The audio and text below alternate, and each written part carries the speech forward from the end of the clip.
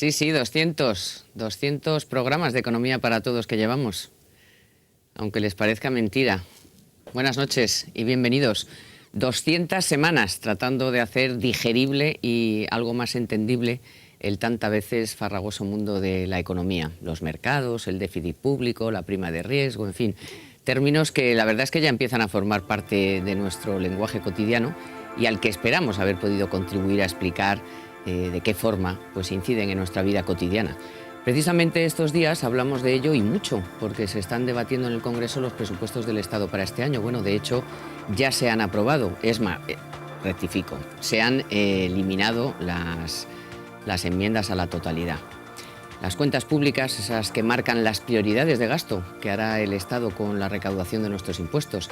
Estamos asistiendo a la parte más cruda de la crisis, sin duda. 2012 ha empezado muy mal, con la economía en recesión, y el Gobierno pues que ha heredado unas cuentas absolutamente deficitarias y está tomando decisiones de ahorro, de recorte o como quieran llamarlo, que en definitiva significa pedir otro esfuerzo a todos en forma de más impuestos, de más pago de medicinas o de más tasas universitarias. En fin, veremos cuándo, si ese esfuerzo ha merecido la pena y cuándo dará frutos en términos de empleo, que sigue siendo la gran preocupación de todos. Hoy analizaremos esas cuentas presentadas por Montoro y también la mejoría de la bolsa, ¿por qué no?, y de la prima de riesgo, que también hay que hablar de ella cuando mejora, sin dejar, por supuesto, de valorar los nuevos recortes aprobados en su mayor parte como consecuencia de esos 85.000 millones que el gobierno de Zapatero gastó de más y que ha sido confirmado por la Unión Europea. Ellos miran para otro lado, pero no. Ahí está ese 8,51% de déficit. Enseguida vamos a entrar en materia, pero antes, como siempre, les adelanto algunas cifras bastante preocupantes que nos ha dejado la semana.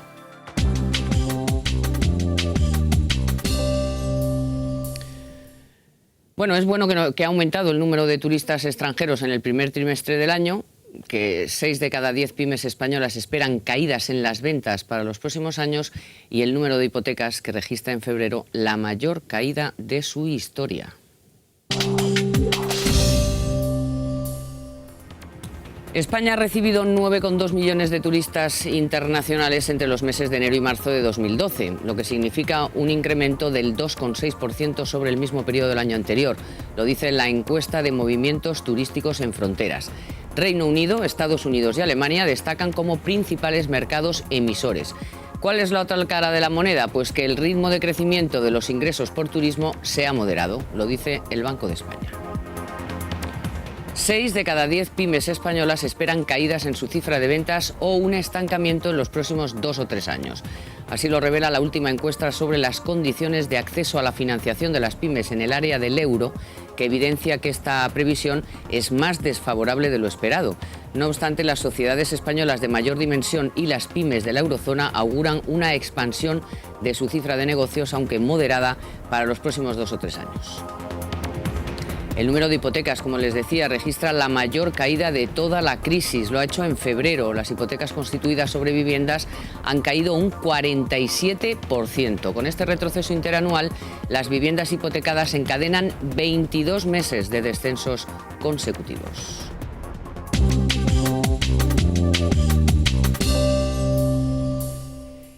Bueno, y para analizar estos asuntos y muchos otros, hoy me acompaña Susana Burgos, que se estrena y ha venido aquí al olor del chocolatito, de la tartita. Es un día fantástico para estrenarse. Felicidades, 200 programas, eso es una barbaridad, Carmen. Seguro que Susanita nos da suerte. Y también está Fernando Rayón, que siempre me ha dado mucha suerte. Bueno, y me la tienes que pero seguir hoy te noto dando. un punto nostálgica, ¿eh? Como no, si recordaras... que va.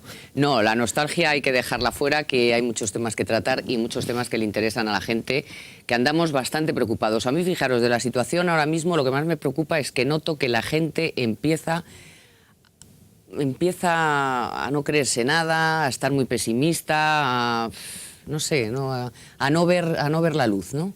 Yo creo que hemos tomado conciencia en general, aunque hay mucha gente pasándolo mal desde hace ya 5 años largos. Ahora realmente es cuando la mayoría de los españoles se dan cuenta de la que tenemos encima y sobre todo son muy pesimistas, o somos todos muy pesimistas, porque esto no va para un año, no va para 2. Estamos pensando ya en un lustro, con suerte, que viene aparejada la recuperación, que ya veremos si de la recuperación también del ladrillo, que es el que nos trajo hasta aquí, Pero sí es cierto que sin consumo, que es el principal problema, o sea, la gente está muy asustada y sin consumo vemos muy complicado, porque con austeridad solo no podemos dejar atrás la recesión, ¿no? Yo veo mucho pesimismo, y eso que a mí me gusta tener esperanza y fe, se ríen de mí compañeros de por aquí, de otros programas y tal, pero yo empiezo a, no sé, a hundirme un Pero poco. porque la gente, Carmen, está tocando ya en su propio bolsillo lo que es la crisis. Antes, digamos que tú has dicho, pues la prima de riesgo, has hablado pues también de las, en fin, datos que eran un poco macro y que la gente no los notaba en el bolsillo. Ahora mismo empiezan a ver que el año que viene les va a costar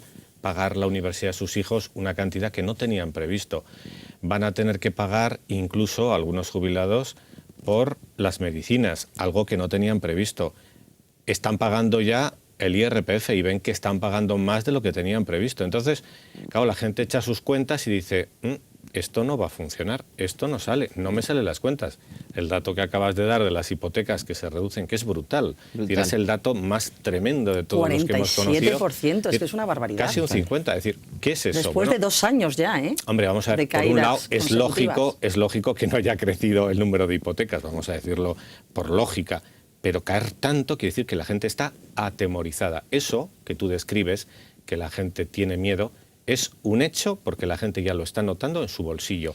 Y eso creo que va a ir a más, ¿eh? Y porque están bajando los sueldos, además, exacto, en muchas empresas. Eso es una sí, realidad, eso es no una es realidad. un temor, una amenaza, es que están bajando los salarios en España. Están todavía despidiendo a algunos y otros intentando parar el golpe con bajadas de sueldos, y claro, pues del orden del 10 y del 15%, con lo cual, pues lógicamente el dinero que uno tiene es menos y con todos los recortes, pues menos todavía. Bueno, vamos a ver, el Gobierno está tomando medidas. El Gobierno ha presentado hoy, defendido ayer y hoy, el Montoro, el ministro de Hacienda, está defendiendo los presupuestos. Ya se les ha dado el visto bueno, o por lo menos se han eliminado lo que son las enmiendas a la totalidad y ahora sigue su trámite. Le han acusado a Montoro de estar solo, ya me gustaría a mí estar en la soledad del Gobierno de Rajoy, con toda su mayoría absoluta y 2 más que ha obtenido, pero bueno. Con la que está cayendo y lo que están haciendo, Montoro insiste en que con estos presupuestos, bueno, por lo menos están diseñados para acompañarnos a ver la luz. No sé, lo ha defendido así, valoren ustedes mismos. Estamos en los 5.300.000 parados, estamos en la recesión y estamos en un momento enormemente delicado. Una sociedad que recibe como herencia también un déficit público, el del año 2011. Una sociedad que recibe como herencia, en definitiva, lo que fue, y vamos a calificarlo directamente en esta sesión parlamentaria, señoría, un engaño más, que es sumamente conveniente que esta Cámara se esté debatiendo la relajación de los objetivos de déficit o la prolongación en el tiempo de los objetivos de déficit de España. Esos son los presupuestos que traemos a esta Cámara, señorías. Presupuestos austeros, si quieren, presupuestos difíciles. Cuentas claras y transparentes, señorías.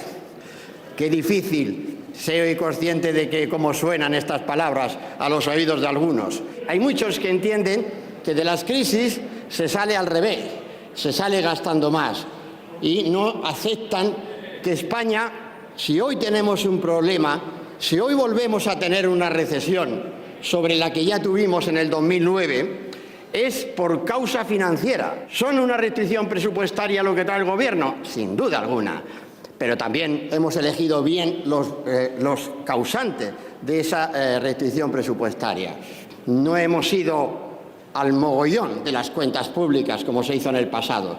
Hemos seleccionado dónde se hacen los ajustes y las restricciones en ese gasto público. Los presupuestos más austeros de la democracia, señorías, decía al comienzo. Los presupuestos que realmente abren la puerta a la ilusión, a la esperanza, a la confianza de que realmente, más pronto que tarde, saldremos de una crisis económica como la que todavía nos aqueja en el día de hoy.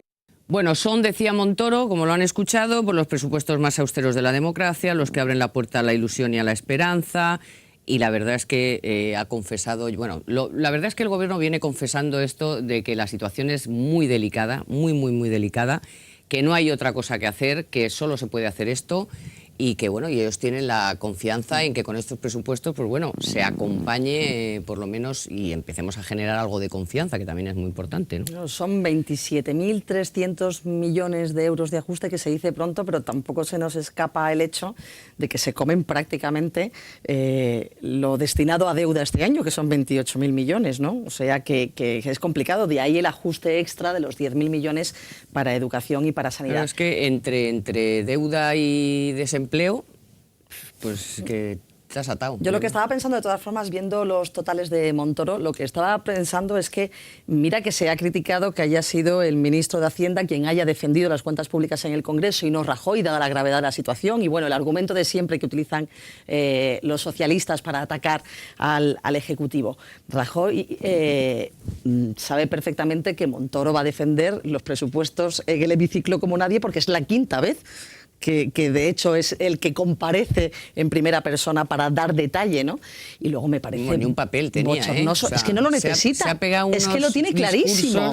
Es que no necesita papeles Montoro a estas alturas, y son sus presupuestos como también lo eran los anteriores en gobiernos pretéritos. Y luego me parece impresentable la postura de Convergencia y Unión, la famosa frase de ayer de Durán y Lleida de somos los cornudos y pagamos encima la bebida, porque este hartazgo y este victimismo, desde luego que desagradecidos, porque hace 3 días, como quien dice, Alicia Sánchez Camacho, la líder del Partido Popular en Cataluña, aprobó los presupuestos de Artur Mas y por eso tiene continuidad y por eso sigue adelante el gobierno de Convergencia y Unión en Cataluña. Qué ingratitud, de verdad.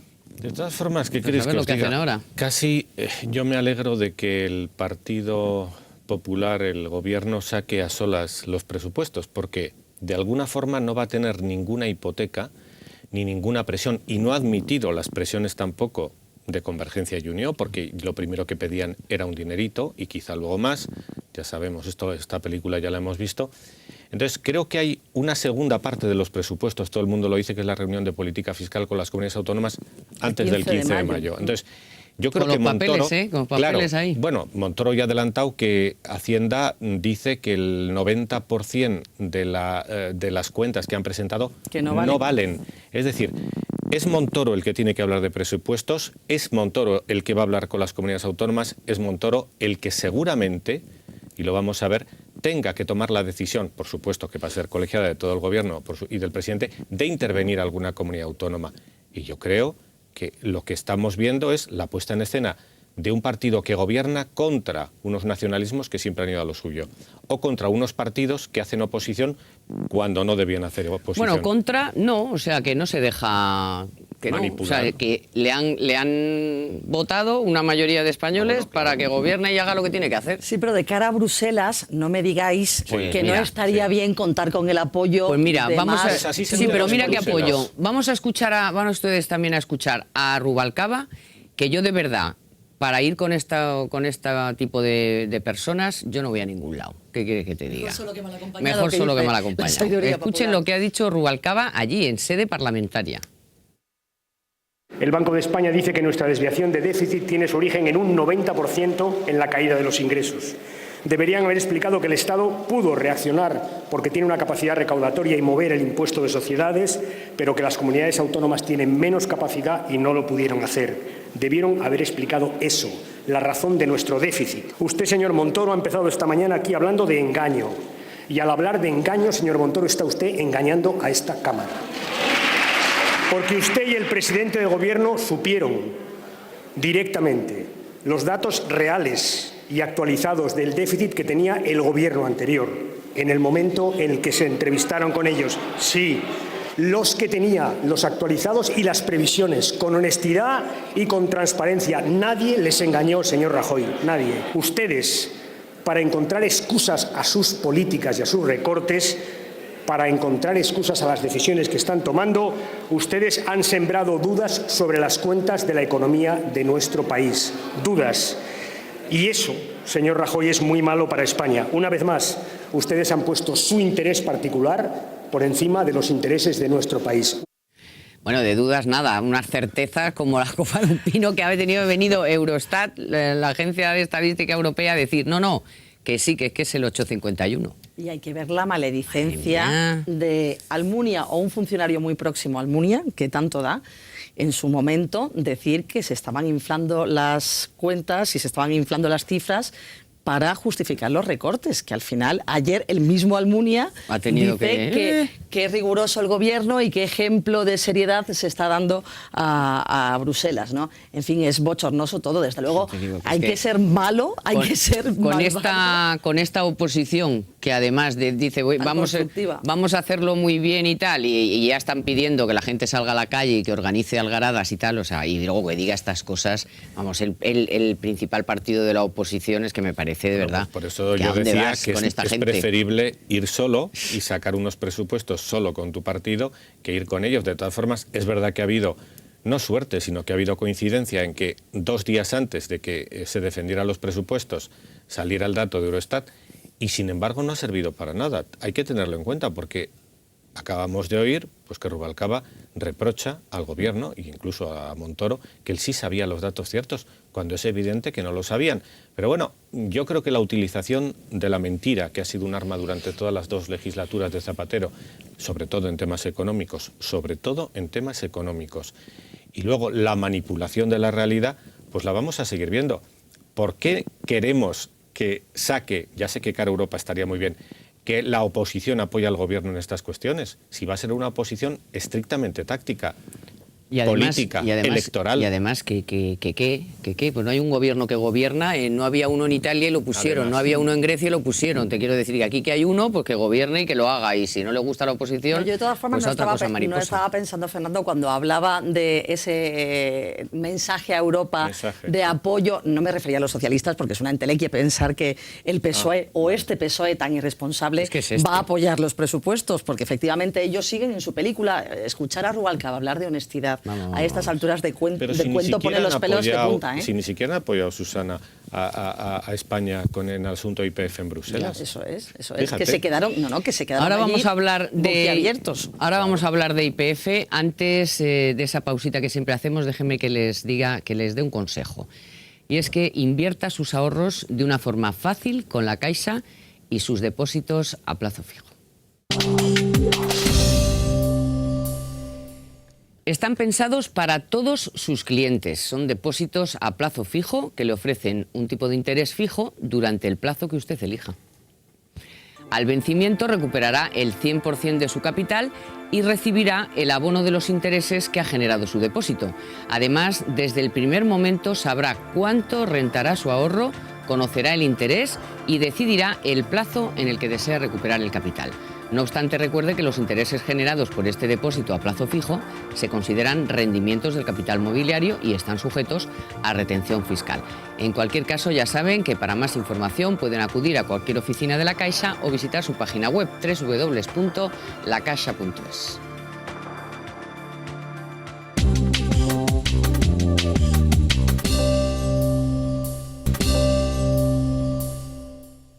Bueno, en estos días, además de conocer en profundidad los presupuestos, estamos también conociendo todos esos nuevos recortes, ajustes, ahorros en educación y en sanidad.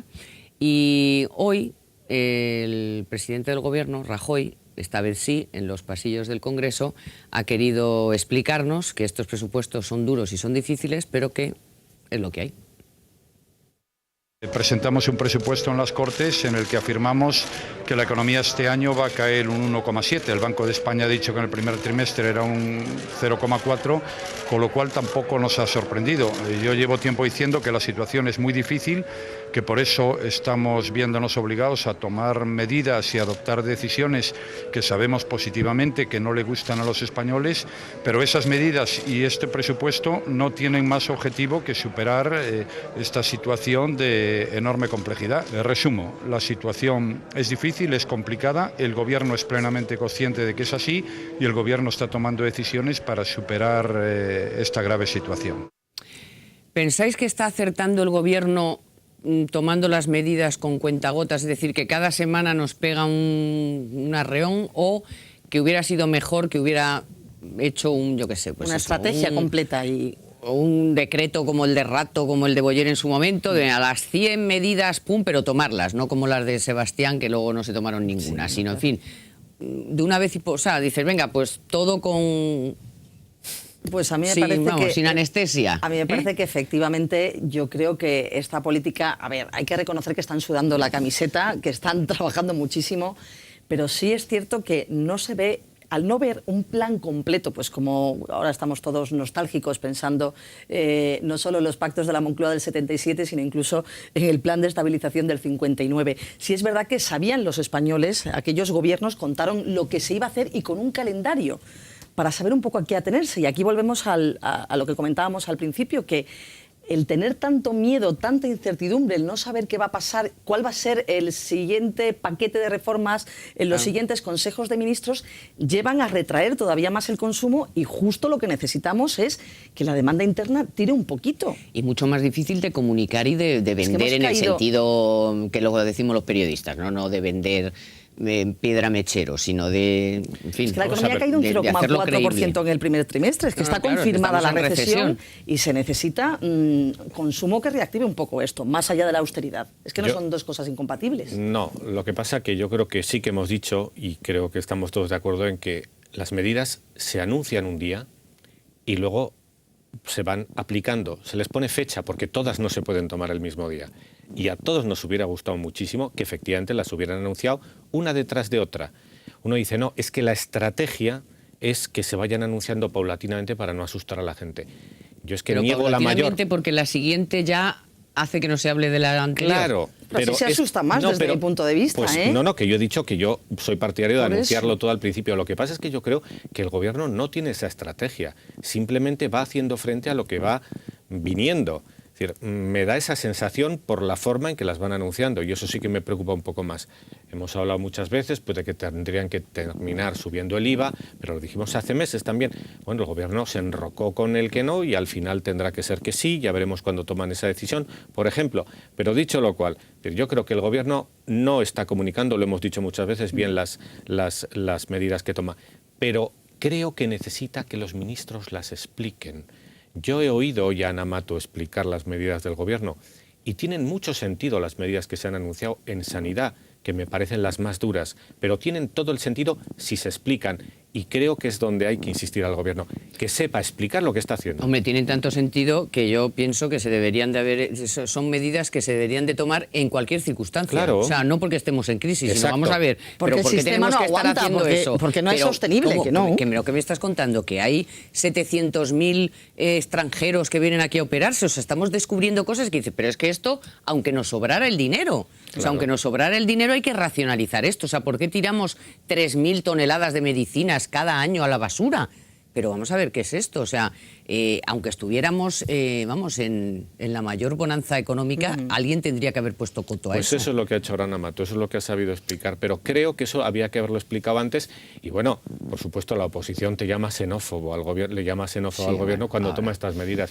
Es de aurora boreal, pero bueno. Ya, y bueno, la cuestión es que a nosotros nos cuesta asimilarlo, pero parece que a los mercados también. Yo a lo mejor creo que a los mercados, si le hubieras dado un estacazo al primer día y les hubieras dicho, mira, que esto es lo que hay, esto y esto tal, a lo mejor no estaríamos un día bien y otro bueno. Hoy ha tocado que estamos un poquito mejor, que la prima de riesgo el rebote técnico después del sustazo pero del claro, lunes, pero ¿no? eso es un rebotillo o es una cosa un poco más sólida. Pues la verdad es que nadie te lo sabe decir, pero la verdad es que nos están zurrando pero bien, pero es que hemos pagado el doble por las letras hace nada y la semana pasada también. Pero también nos han dicho que, por ejemplo, las reformas en sanidad se han quedado cortas. Lo ha dicho Fitch, ¿no? Sí, cuando estamos aquí todos todavía asustados diciendo, caray, esto para algunas personas va a ser muy duro. Bueno, pues no, técnicamente no es así y esto hay que saber explicarlo. Eso es lo que creo que está haciendo mal el gobierno. Y porque el copago farmacéutico y yendo más allá, el copago sanitario es algo absolutamente asumido en todos los países europeos. Nosotros no nos habíamos planteado esto porque a lo mejor hemos sido un poquito irresponsables y ahora que vienen mal dadas es que no queda otra. Porque la sanidad no pagaba ni a los proveedores, ni a las farmacias, no pagaba a nadie.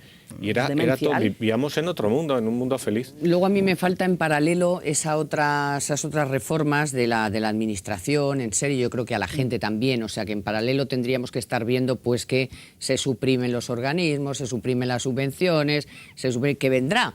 y que por lo visto va a venir y que Sí, están de en hecho, ello. este viernes, pasado mañana, se supone que Sí. lo que se aprueba es un plan de agilización de la administración Vale, pues y de claro, hacer una administración más eficiente. La gente quiere Veremos en ver qué que consiste. mientras estás haciendo ese esfuerzo de pagar el medicamento un poco más, pues claro, oye, pues los sindicatos se buscan la vida, los partidos también, las ONG, pues oye, habrá que ver qué ONG son las que funcionan y dónde está el dinero, porque claro, el otro día contaba César Vidal, pero ¿cómo va a ser 60 millones de euros la Junta de Andalucía al Congo? Pero si con eso te compras el Congo. Bueno, y O sea, a Cuba para hacer ¿qué películas de organizaciones cine. son esas? Y a Cuba para hacer películas de cine. Acabamos de conocer que los consejeros de Radio Televisión Española pues tenían unos sueldos fantásticos. Por encima de los 100.000 euros. Qué tremendas y de 120.000 todo. euros, tenían chofer, tenían secretaria, es decir, y ahora pues solo van a cobrar 1.000 euros cuando vayan a las reuniones de... Que tiene toda la lógica, por otra Bueno, parte. tiene toda la lógica, pero eso, cuando se dé el hachazo, la gente ya está vacunada y nadie va a llorar por los consejeros de Radio Televisión Española. Evidentemente. Y menos por los dos sindicalistas Sí, porque que estaban cobrando, eso no lo sabíamos tampoco. Tanto Yo me en UGT. peleé el otro día con una compañera que me decía, ¿cómo puedes decir eso de que los sindicatos no pintan nada en el Consejo? Digo, pues te lo digo primero porque soy de los medios de comunicación y he trabajado allí y yo sé lo que... Pero vamos a ver, han ¿qué contribuido, criterio... Carmen, al sectarismo Ah, pero de la además, ¿qué última etapa criterio de Radio Televisión periodístico Española? tiene el de comisiones? En muy Usted primera dedíquese persona. a sus labores de trabajo, de defender los derechos de los trabajadores, pero en un consejo de administración, llevándoselo crudo, no creo que sea la función de un sindicato. Pero, en fin, yo creo Bueno, que eso es lo que le últimamente falta a sí la ha gente por sido. ver. Últimamente sí que ha sido. Bueno, luego nos hemos enterado de que dónde están en todos los lados, porque hablan mucho del sistema financiero y de la ruina que nos han, vamos, de cómo nos han robado, y resulta que ellos estaban allí dentro sin decir nada. José Ricardo Martínez, en el Y- Consejo de y Bankia tantos, y tan tantos contento, que y por lo tantos visto otros, están. efectivamente. Hombre, en todas las cajas de ahorros, en la Caja Castilla-La Mancha también. Mientras estaban haciendo el aeropuerto ese calladitos. inútil, bien calladitos que estaban llevándose Bueno, los al 150.000 parecer, euros. Hoy ha dicho Francisco González que solo van a perdurar 6 cajas de ahorro Bueno, de las pues mira, antiguas van cajas de quedando ahorro. menos. Sí, pero eso tiene un motivo y una razón, y es la que tú estás explicando.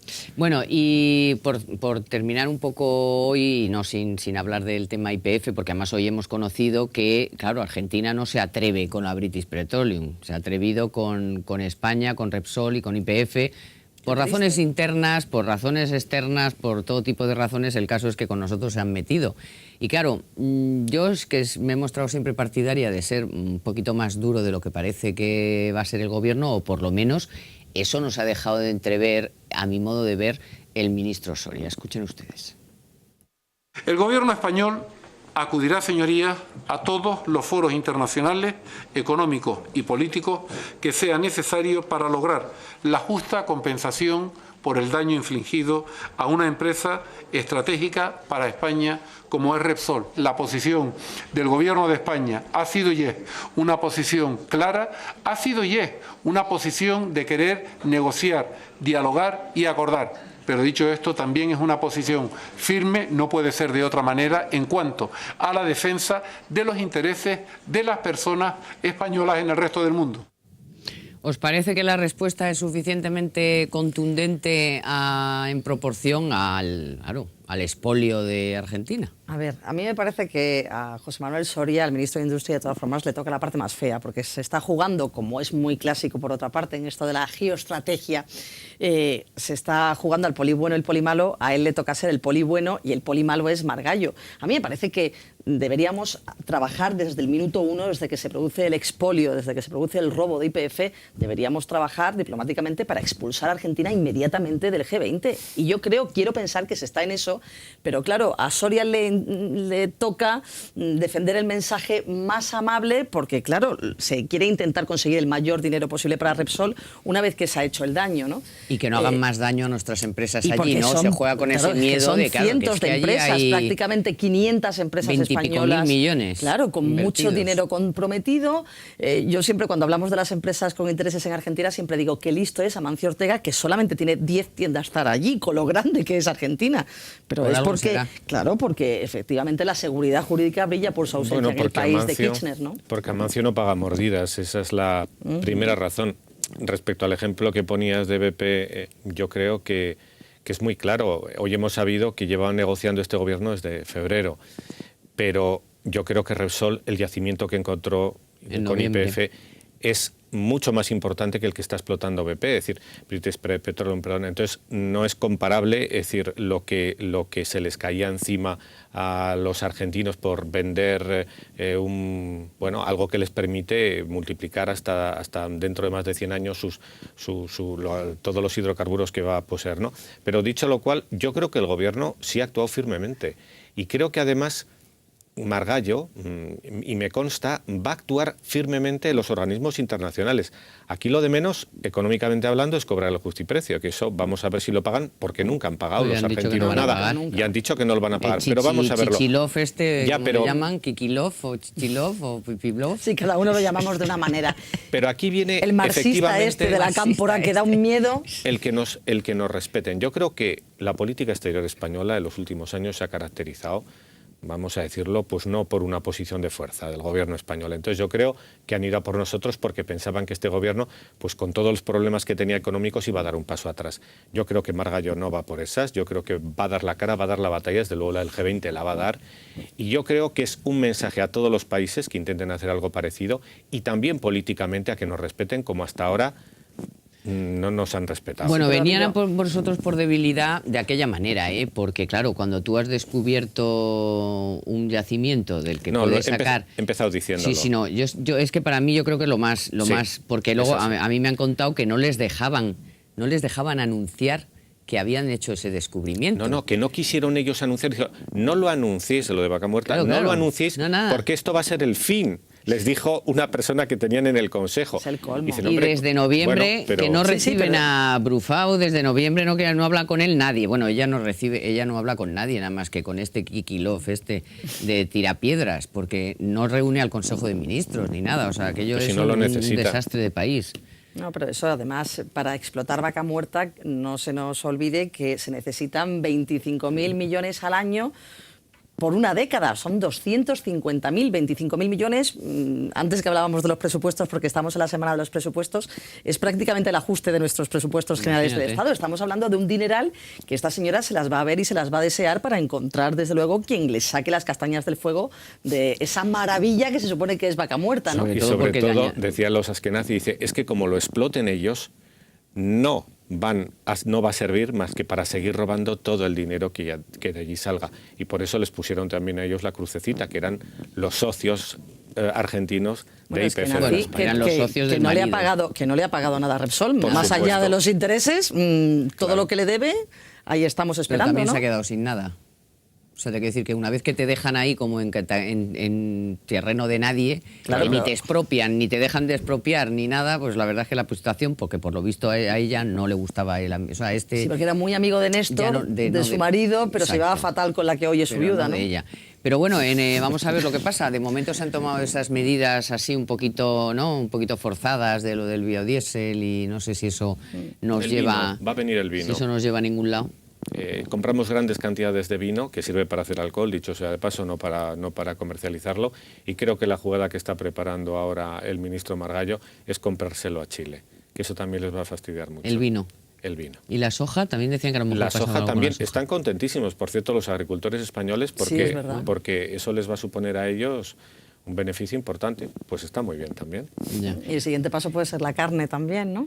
Pues sí, lo que pasa que eso me parece a mí que, no sé, la podemos comprar. Pero decían en Europa, que no era muy Irlanda. importante la compra de carne argentina. No, pero en dinero algo más. Es que al final se trata de estrechar el cerco y que se den cuenta de que han llegado demasiado lejos, ¿no? Sin embargo, me contaban que tienen tal desastre ahora mismo, en fin, económico, de seguridad jurídica y tal, que por ejemplo la BMW para importar allí, la BMW allí, para importar piezas que necesitan para los coches, han tenido que comprar una empresa de carne argentina para justificar que las entradas y salidas que están enloquecidos. Y esas empresas que estaban alrededor de Repsol y YPF, muchísimas empresas españolas que estaban alrededor porque fabricaban